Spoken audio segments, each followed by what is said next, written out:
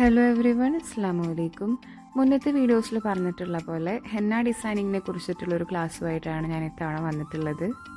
നിങ്ങൾക്ക് എന്താണ് പഠിക്കാൻ ആഗ്രഹമുള്ളതെന്ന് ഞാൻ വീഡിയോസിലൂടെ ചോദിച്ചപ്പോൾ ഒരുപാട് പേര് പറഞ്ഞത് ബിഗിന്നേഴ്സിന് എളുപ്പത്തിൽ പഠിക്കാനുള്ള രീതിയിൽ ക്ലാസ്സസ് പ്ലാൻ ചെയ്യണമെന്നാണ്. അപ്പോൾ അതുപോലെ തന്നെ ബിഗിന്നേഴ്സിന് വേണ്ടിയിട്ട് ബേസിക് ആയിട്ടുള്ള ഹെന്ന എലമെൻറ്റ്സ് ഏതൊക്കെയാണ്, അതെങ്ങനെയൊക്കെ വരയ്ക്കുക എന്നുള്ളതാണ് ഇന്നത്തെ ക്ലാസ്. ഈ ബേസിക് ആയിട്ടുള്ള എലിമെൻറ്റ്സ് നല്ലപോലെ പ്രാക്ടീസ് ചെയ്തിട്ട് അതിൻ്റെ ഏറ്റവും നല്ല പെർഫെക്ഷനോട് കൂടെ തന്നെ നിങ്ങൾക്ക് വരയ്ക്കാൻ പറ്റുകയാണെങ്കിൽ പിന്നെ ഏതൊരു ഹെന്ന ഡിസൈനും നിങ്ങൾക്ക് സിമ്പിളായിട്ട് വരയ്ക്കാം. അപ്പോൾ നമ്മുടെ ആദ്യത്തെ ലക്ഷ്യം ഈ കുഞ്ഞ് എലിമെൻറ്റ്സ് എങ്ങനെ ഏറ്റവും ഭംഗിയിൽ വരയ്ക്കുക എന്നുള്ളതാണ്. ബിഗിനേഴ്സിന് ഹെന്ന കോൺസിനായിട്ടൊരു പരിചയം വരാൻ ഏറ്റവും നല്ലത് ലൈൻസ് വരച്ച് പ്രാക്ടീസ് ചെയ്യലാണ്. ഫസ്റ്റ് നമ്മൾ കോണ് സർഫസിലൊന്ന് മുട്ടിച്ച് പിന്നെ അത് മെല്ലെ ഉയർത്തി ഒരു ലൈന് ഡ്രേപ്പ് ചെയ്ത് കൊടുക്കുകയാണ്. നീളത്തിൽ വരയ്ക്കുന്ന സമയത്ത് നമ്മൾ ഒരിക്കലും കോണ് സർഫസിൽ മുട്ടിക്കുന്നില്ല. സ്റ്റാർട്ടിങ്ങിൽ മാത്രം ഒന്ന് മുട്ടിച്ച് കൊടുത്തിട്ട് പിന്നെ നമ്മൾ ലൈന് ഡ്രേപ്പ് ചെയ്യാണ് ചെയ്യുന്നത്. അതൊന്നും കൂടെ ക്ലിയർ ആവാൻ വേണ്ടിയിട്ട് ഞാൻ വേറൊരു ആംഗിളിൽ കാണിക്കുന്നുണ്ട്. സ്ട്രെയിറ്റ് ലൈൻസ് വരയ്ക്കുമ്പോൾ നമ്മൾ അപ്ലൈ ചെയ്യുന്ന സ്പീഡും പ്രഷറും കോൺസ്റ്റൻ്റ് ആയിരിക്കണം. സ്റ്റാർട്ടിങ്ങിൽ നമ്മൾ എത്രയാണോ കൊടുത്ത് അത്ര തന്നെ സ്പീഡും പ്രഷറും നമുക്ക് അവസാനം വരെ കൊടുക്കാൻ പറ്റണം. അപ്പോഴാണ് നമ്മുടെ ലൈൻസ് ഈവൻ ആവുക. ഇനി അതിലെന്തെങ്കിലും ചേഞ്ച് വരുമ്പോഴാണ് ഇതുപോലെ ലൈൻസ് ബ്രേക്ക് ആവുന്നത്. അപ്പോൾ കുഴപ്പമില്ല, അതിൻ്റെ മുകളിൽ ഒന്നും കൂടെ വരച്ച് ജോയിൻ ചെയ്താൽ മതി. നമ്മൾ ഒരുപാട് പ്രാക്ടീസ് ചെയ്താലാണ് നമുക്ക് സ്ട്രെയിറ്റ് ആയിട്ടുള്ള ലൈൻസ് കിട്ടുന്നതും അതുപോലെ രണ്ട് ലൈൻസിൻ്റെ ഇടയിലുള്ള ഡിസ്റ്റൻസ് സെയിം ആവുന്നതും. ഇനി നമുക്ക് കുറച്ച് തിക്കായിട്ട് ലൈൻ വരയ്ക്കണമെന്നുണ്ടെങ്കിൽ ഇതുപോലെ രണ്ട് ലൈൻ ഔട്ട്ലൈൻ കൊടുത്തിട്ട് പിന്നെ അതിൻ്റെ ഇടയിൽ കോൺ വെച്ചിട്ട് ഫില്ല് ചെയ്ത് കൊടുത്താൽ മതി. അപ്പോൾ ഇതൊക്കെയാണ് നീറ്റായിട്ടുള്ള ലൈൻസ് വരയ്ക്കാനുള്ള ട്രിക്സ്. സെക്കൻഡ് എലമെൻറ്റ് ഡോട്ട്സ് ആണ്. ഇതും വളരെ സിമ്പിളായിട്ട് നമുക്ക് വരയ്ക്കാം. ഡോട്ട്സ് വരയ്ക്കുമ്പോൾ നമ്മൾ ഒരിക്കലും കോണ് സർഫസിൽ മുട്ടിച്ച് കൊടുക്കരുത്. ഒരിത്തിരി മുകളിൽ നേരെ പിടിച്ചിട്ട് പതുക്കെ പ്രസ് ചെയ്ത് കൊടുക്കുക. അപ്പോൾ അതിലുള്ള പേസ്റ്റ് യൂണിഫോം ആയിട്ട് എല്ലാ ഡയറക്ഷനിലേക്കും സ്പ്രെഡ് ആയിക്കോളും. അപ്പോൾ ഇങ്ങനെ ചെയ്യുമ്പോൾ നമുക്ക് ഈവൺ ആയിട്ടുള്ള ഡോട്ട്സ് കിട്ടും. എപ്പോഴും ഒരു ചെറിയ ലൈനിൻ്റെ മീതെ ഡോട്ട്സ് വരയ്ക്കുമ്പോഴാണ് നമ്മുടെ ഡിസൈൻ ഏറ്റവും ഭംഗി ഉണ്ടാകുന്നത്. അതേപോലെ തന്നെ പല സൈസിലുള്ള ഡോട്ട്സ് ഒരുമിച്ച് ഒരു ലൈനിൽ വരുമ്പോൾ അതിന് വേറൊരു ഭംഗിയാണ്. നമ്മൾ അറബിക് ഡിസൈൻസ് ആണ് വരയ്ക്കുന്നതെങ്കിൽ ഇതുപോലുള്ള ഡോട്ട്സ് ഒഴിവാക്കാൻ പറ്റാത്തൊരു എലിമെൻ്റ് ആണ്. അങ്ങനെയുള്ള ഡിസൈൻസിൽ ഇതുപോലെ ഒരു കേർവ്ഡ് ആയിട്ടുള്ള ലൈൻ വരച്ചിട്ട് പിന്നെ അതിന് മീതെ ചെറുതും വലുതുമായിട്ടുള്ള ഡോട്ട്സ് വരയ്ക്കുമ്പോൾ നല്ല ഭംഗിയാണ് കാണാൻ. നെക്സ്റ്റ് എലമെൻറ്റ് ഹംസ് ആണ്. ഇന്ത്യൻ ഹെന്ന ഡിസൈൻസ് നമ്മൾ നോക്കുകയാണെങ്കിൽ ഈ എലമെൻറ്റ് നമുക്ക് കുറേ സ്ഥലത്ത് കാണാൻ പറ്റും. ഫസ്റ്റ് തന്നെ ഇത് ഒരേ ഹൈറ്റിൽ കിട്ടാൻ കുറച്ച് ബുദ്ധിമുട്ടാണ്. അപ്പോൾ വളരെ പതുക്കെ ചെയ്ത് പ്രാക്ടീസ്ഡ് ആയാലാണ് നമുക്കിത് ഒരേ ഹൈറ്റിലെത്തിക്കാൻ പറ്റുക. ഈ എലമെൻറ്റ് മാത്രമല്ല, എല്ലാ എലമെൻറ്റ്സും നമ്മൾ വളരെയധികം ക്ഷമയോടെ സമയമെടുത്തിട്ട് വേണം പ്രാക്ടീസ് ചെയ്യാൻ. അപ്പോൾ ഈ എലമെൻറ്റ്സ് എല്ലാം ഏറ്റവും നല്ല രീതിയിൽ വരയ്ക്കാനുള്ള മസിൽ മൂവ്മെൻറ്റ്സ് നമ്മുടെ ബ്രെയിനിൽ രജിസ്റ്റർ ആവും. പിന്നീട് അതിനെ മസിൽ മെമ്മറി എന്നാണ് പറയുക. അങ്ങനെ പ്രാക്ടീസ്ഡ് ആകുമ്പോൾ നമുക്ക് സ്പീഡ് കൂട്ടിയാലും നല്ല നീറ്റായിട്ടുള്ള എലമെൻറ്റ്സ് വരയ്ക്കാൻ പറ്റും. ബിഗിന്നേഴ്സിന് ഈ ഹംസ് ഒരേ ഹൈറ്റിൽ കിട്ടാൻ വേണ്ടിയിട്ടുള്ളൊരു ട്രിക്കാണ് വളരെ ലൈറ്റായിട്ടുള്ള ഒരു ലൈൻ അതിൻ്റെ മുകളിൽ വരച്ചു കൊടുക്കുക എന്നുള്ളത്. എന്നിട്ട് പിന്നെ നമ്മൾ ഹംസ് വരയ്ക്കുമ്പോൾ അതൊരു ബോർഡർ പോലെ നിൽക്കും. നമ്മൾ പിന്നെ ഡിസൈൻ കംപ്ലീറ്റ് ചെയ്യുമ്പോൾ ആ ലൈന് കാണുകയില്ല. അപ്പോൾ ഒരേ ഹൈറ്റിൽ ഹംസ് എല്ലാം വരാൻ വേണ്ടിയിട്ട് നല്ലൊരു ട്രിക്കാണിത്. ഈ ഹംസിൻ്റെ മുകളിൽ നമുക്ക് പലതരം ഫില്ലിങ് വയ്ക്കാം. ഞാനിപ്പോൾ വരച്ചു കൊടുക്കുന്നത് ഫ്രിൽസ് ആണ്. ഹംസിൻ്റെ തന്നെ കുറച്ചും കൂടെ വലിയ വേർഷനാണ് ഫ്രിൽസ്. ഒരുവിധം ബ്രൈഡൽ ഡിസൈൻസിലൊക്കെ നമുക്കിത് ഒഴിവാക്കാൻ പറ്റാത്ത എലമെൻ്റാണ്. ഈ ഫ്രിൽസ് കൂടാതെ നമുക്ക് നമ്മുടെ ഹംസിന് ഒരു ഫിനിഷിംഗ് ലുക്ക് കൊടുക്കാൻ വേണ്ടിയിട്ട് അതിൻ്റെ മുകളിൽ ഡോട്ട്സ് ഇട്ട് കൊടുക്കുന്നതും കാണാറുണ്ട്. അതുപോലെ ഫ്രിൽസിൻ്റെ ഇടയിലുള്ള ഈ ഭാഗങ്ങളൊക്കെ ഒന്ന് ഭംഗി കൂട്ടാൻ വേണ്ടിയിട്ട് അതിൻ്റെ മുകളിൽ ഒരു സ്ട്രെയിറ്റ് ലൈൻ വരച്ചിട്ട് ഇടയിൽ കോണ് കൊണ്ട് ഫില്ല് ചെയ്യുന്നത് വളരെ നല്ലൊരു ലുക്ക് വരും. നാലാമതായിട്ട് ഞാൻ വരയ്ക്കുന്നത് ടിയർ ഡ്രോപ്സ് ആണ്.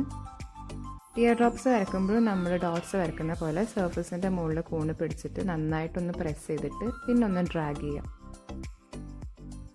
ഡ്രാഗ് ചെയ്തിട്ട് അവസാനിപ്പിക്കുന്ന ലൈനിന് നല്ല ഫിനിഷിങ് വേണം. അപ്പോൾ ആ ഫിനിഷിങ് വന്നിട്ടില്ലെങ്കിൽ ഒന്നും കൂടെ വലിച്ചു കൊടുക്കുക. ഈ ടിയർ ഡ്രോപ്സ് വെച്ചിട്ട് നമുക്ക് കുറേ ഫ്ലവേഴ്സും ലീവ്സൊക്കെ വരയ്ക്കാം. അതേപോലെ തന്നെ ഹംസിൻ്റെ മുകളിൽ ഫില്ലിംഗ് എലമെൻ്റ് ആയിട്ടും യൂസ് ചെയ്യാറുണ്ട്.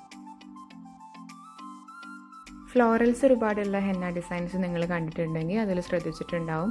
നമ്മൾ ഇതുപോലെ ഫ്ലവേഴ്സിൻ്റെ സൈഡിൽ അതിന് കുറച്ച് ഭംഗി കൂട്ടാൻ വേണ്ടിയിട്ട് ഇതുപോലെ ടിയർ ഡ്രോപ്സ് വെച്ചിട്ടുള്ള ലീവ്സും ആഡ് ചെയ്ത് കൊടുക്കാറുണ്ട്.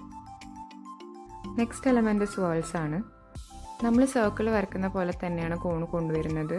എന്നിട്ട് അറ്റെത്താറാവുമ്പോൾ കോണിനെ ഉള്ളിലേക്ക് കൊടുന്നിട്ട് അതിൻ്റെ ഉള്ളിൽ പുതിയൊരു സർക്കിൾ ഫോം ചെയ്യാണ്. അങ്ങനെ നമ്മൾ ആ സർക്കിൾ ചെറുതാക്കി കൊണ്ടുവന്നിട്ട് നടുവിലൊരു വലിയ കുത്തിട്ട് കൊടുക്കുകയാണ്. ഈ വലിയ ഡോട്ട് ഒഴിവാക്കിയിട്ടും നമുക്ക് ചെയ്യാം.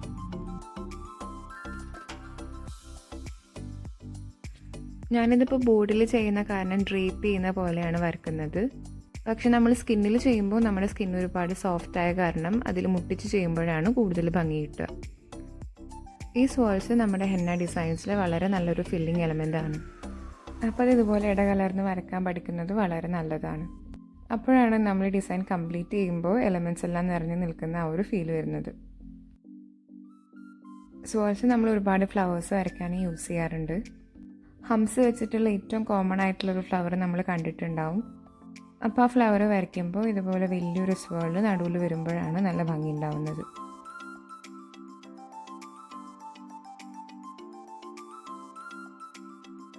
സ്വേൾസിൻ്റെ തന്നെ നീളത്തിലുള്ളൊരു വേർഷനാണ് ഞാനിപ്പോൾ കാണിക്കുന്നത്. സ്റ്റാർട്ടിങ്ങിൽ വളരെ തിന്നായിട്ടുള്ള ലൈനാണ്. അത് കഴിഞ്ഞ് നടുവെത്തുമ്പോൾ നമ്മൾ അതിൻ്റെ കട്ടി കൂട്ടി കൊണ്ടുവരാം. എന്നിട്ട് അവസാനമാകുമ്പോൾ പിന്നെയും കട്ടി കുറച്ച് തിൻ ഔട്ട് ചെയ്ത് കൊണ്ടുവരാം. ആ മൂമെൻറ്റ് ഞാനിവിടെ ഒന്നും കൂടെ കാണിക്കാം. ഫസ്റ്റ് തിൻ ലൈൻ, പിന്നെ ബോൾഡ് ലൈൻ, പിന്നെ ഒന്നും കൂടെ തിൻ ലൈൻ. നമ്മൾ തമ്പിൽ അപ്ലൈ ചെയ്യുന്ന പ്രഷർ വാരി ചെയ്തിട്ടാണ് നമ്മളിത് വരക്കുന്നത്. ഇങ്ങനെ വരക്കുമ്പോഴാണ് ഈ ഡിസൈൻ ഏറ്റവും നല്ല ഭംഗി കിട്ടുന്നത്. നെക്സ്റ്റ് എലമെൻറ്റ് വൈൻസ് ആണ്. ഇതാണ് കുറേ പേര് എങ്ങനെയാണ് വരയ്ക്കാമെന്ന് എന്നോട് ചോദിച്ചിട്ടുള്ളത്. ഫസ്റ്റ് നമ്മൾ തിന്നായിട്ടുള്ളൊരു ലൈൻ വരച്ചിട്ട് പിന്നെ പ്രഷർ കൂട്ടിയിട്ട് തിക്കായിട്ട് വരയ്ക്കുക. എന്നിട്ട് അറ്റെത്തുമ്പോൾ ഡ്രാഗ് ചെയ്യുക. ആ ഡ്രാഗാണ് ആ പോയിൻറ്റഡ് ആയിട്ടുള്ള ലുക്ക് നമുക്ക് നൽകുന്നത്. ഇത് നമ്മൾ തമ്പിൽ അപ്ലൈ ചെയ്യുന്ന പ്രഷർ അനുസരിച്ചിട്ടാണ് ഭംഗിയായിട്ട് വരുന്നത്. അപ്പോൾ നല്ല പോലെ പ്രാക്ടീസ് ചെയ്യുകയാണെങ്കിൽ നമുക്ക് ആ മസിൽ മൂവ്മെൻറ്റ് എങ്ങനെയാണെന്ന് കറക്റ്റായിട്ട് മനസ്സിലാവും. നമുക്ക് പല ടൈപ്പിലുള്ള വൈൻസ് വരയ്ക്കാൻ പറ്റും. ഇതേപോലെ എല്ലാം ഒരേ ഹൈറ്റ് തന്നെ വേണമെന്നില്ല. ആദ്യം ഒരു വലിയ വൈൻ വരച്ചിട്ട് പിന്നെ നമ്മൾ നീളം കൂടുന്നതോറും അതിൻ്റെ സൈസ് ചെറുതാക്കി കൊണ്ടുവരികയാണെങ്കിൽ നമുക്ക് നാച്ചുറൽ ആയിട്ടുള്ളൊരു ലീഫിൻ്റെ ലുക്ക് കിട്ടും. ഇങ്ങനെ യൂണിഫോം സൈസിൽ നമ്മൾ വരക്കുന്നത് മെയിനായിട്ട് ഗ്രിഡ്സ് വരക്കുമ്പോഴാണ്.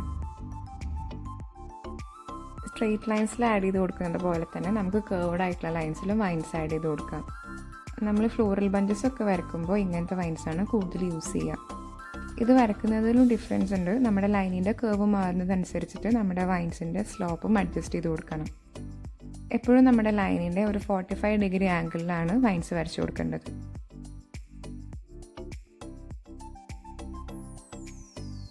നമ്മൾ ടിയർ ഡ്രോപ്സ് വെച്ച് വരച്ച ലീവ്സ് പോലെ തന്നെ നമുക്ക് 3 വൈൻസ് വരച്ചു കൊടുത്തിട്ട് ഫ്ലവേഴ്സിൻ്റെ സൈഡിൽ ആഡ് ചെയ്യാറുണ്ട്. അപ്പോൾ ഇങ്ങനെ പോയിൻറ്റഡ് ആയിട്ട് കൊടുക്കുമ്പോഴാണ് എനിക്ക് കൂടുതൽ ഭംഗി തോന്നിയിട്ടുള്ളത്. നമ്മുടെ ലാസ്റ്റ് എലമെൻറ്റ് ഇൻവേഴ്സ് വൈൻസ് ആണ്. കാനഡയിലെ വലിയൊരു ഹെന്ന ആർട്ടിസ്റ്റായ ദിവ്യ പട്ടേലിൻ്റെ ഹെന്ന ബൈ ദിവ്യ എന്ന ഇൻസ്റ്റാഗ്രാം പേജിൽ നിന്നാണ് ഞാൻ ഈ എലമെൻറ്റ് വരയ്ക്കാൻ പഠിച്ചത്. ഇതിന് മുകളിൽ വരച്ചിട്ടുള്ള വൈൻസിൻ്റെ ഉൾട്ടയെന്ന് പറയുന്നുള്ള രീതിയിലുള്ളൊരു എലമെൻ്റ് ആയ കാരണമാണ് ഇതിനെ ഇൻവേഴ്സ് വൈൻസ് എന്ന് വിളിക്കുന്നത്. ഞാനീ വരക്കുന്ന സ്ട്രോക്കാണ് ഏറ്റവും ഇമ്പോർട്ടൻറ്റ്. അത് മാത്രമേ ഉള്ളൂ. ആ സ്ട്രോക്ക് പെർഫെക്റ്റ് ആക്കി വരയ്ക്കാൻ പറ്റിയാൽ നമുക്ക് ഈ എലമെൻറ്റ് മൊത്തം നന്നായി വരയ്ക്കാൻ പറ്റും. കാണുമ്പോൾ ഭയങ്കര കോംപ്ലിക്കേറ്റഡ് ആയിട്ടുള്ളൊരു എലമെൻ്റ് ആണെന്ന് നമുക്ക് തോന്നുന്നുവെങ്കിലും നമുക്ക് ഈ സ്ട്രോക്ക് വെച്ചിട്ട് വളരെ ഈസി ആയിട്ട് ഇത് ഫിനിഷ് ചെയ്യാം. ഈ സെയിം സ്ട്രോക്ക് നമ്മൾ തിരിച്ച് വരക്കുമ്പോൾ ഈ എലമെൻറ്റ് ഫിനിഷ് ആവും.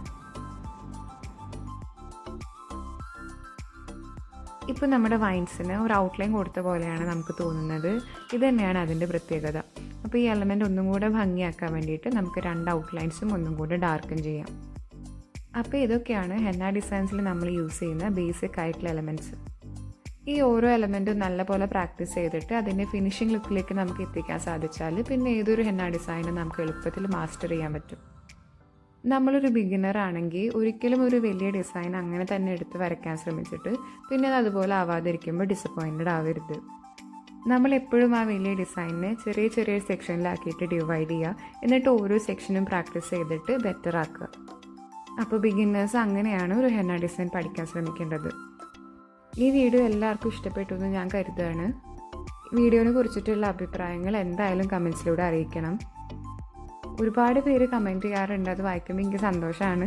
ഞാൻ ചെയ്യുന്ന വീഡിയോസ് നിങ്ങൾക്ക് ബെനിഫിഷ്യലാണെന്ന് തോന്നുമ്പോഴാണ് എനിക്ക് പിന്നെയും ചെയ്യാൻ പ്രചോദനം ഉണ്ടാവുന്നത്. അപ്പോൾ എന്തായാലും കമൻറ്റ് ചെയ്യുക, വീഡിയോ ലൈക്ക് ചെയ്യുക, ഷെയർ ചെയ്യുക.